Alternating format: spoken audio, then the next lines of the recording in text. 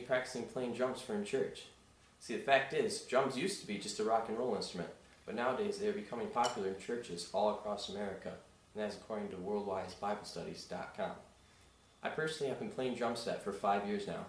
And out of those 5 years, I've been playing in my church band for 2 years. From my personal experiences playing drums in church, I would like to demonstrate to the class how to play drums in church, from the parts of the drum set, the preparation for playing, and the final execution. Drum set. The first part of any drum set is the hi-hat. The hi-hat is pretty much two cymbals on a stand that allow you to press them together using a foot pedal. When you press them together, it gives you a nice sizzle sound, and this helps you keep a nice steady beat to play while you're playing the drums. The next part of any drum set is a snare drum. Now this goes along with the hi-hat to give you a nice beat, a nice sound while you're playing. Also, the third part to the drum set is the bass drum, as seen down here. The bass drum is played with your foot using a foot pedal. Now what the bass drum does is keeps a nice solid beat for the music. When you're tapping your foot or nodding your head, it's the bass drum that is creating that. It is the heartbeat of the music. Another part of the drum set, which you don't hear much in church music, is the toms. Now these are drums used to play like in crazy fills, such as in rock and roll music. And they are accompanied by the cymbals. The cymbals are used to accent the fills and add a nice ringing sound to the music.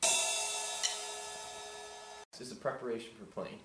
A good thing for any preparation is to warm up by doing a couple of the following stretches.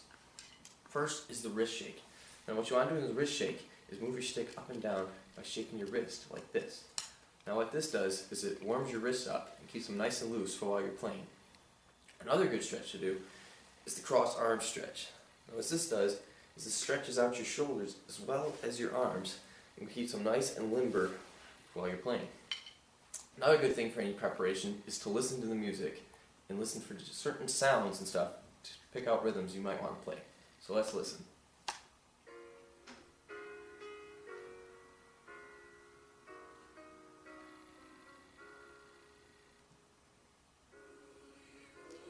Now as we're listening, we hear that there's kind of a boom, shake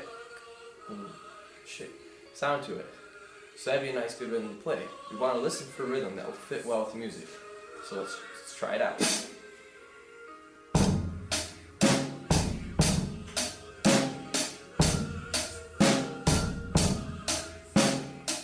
Alright, that sounds good. I think we're ready to play. Good, solid rhythms.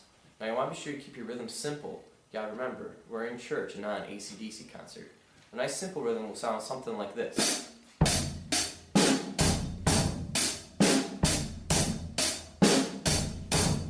You want to make sure your rhythms sound like that and you don't get too crazy. A little bit something like this.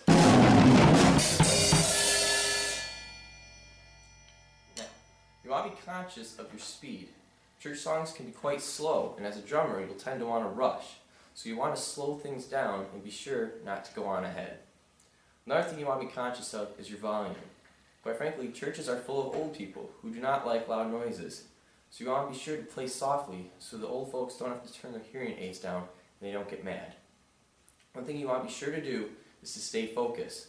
Church songs can be quite boring and you can lose your concentration and possibly daydream about what you're going to be doing later. The technique I like to use is to keep my eyes moving and do things such as watch birds out the window or watch people in the congregation. You can actually see some funny things doing that. Now if you lose your focus, you might miss the end of the song. A good way to hear the end of the song coming is to listen for a retard.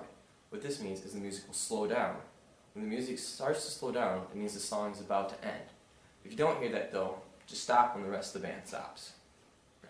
Okay. In conclusion, I've just demonstrated how to play drums in church.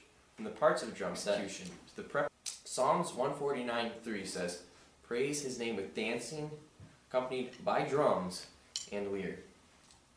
Now that you know how to play drums in church, you can go out and try it for yourself. But now I gotta get back to practicing.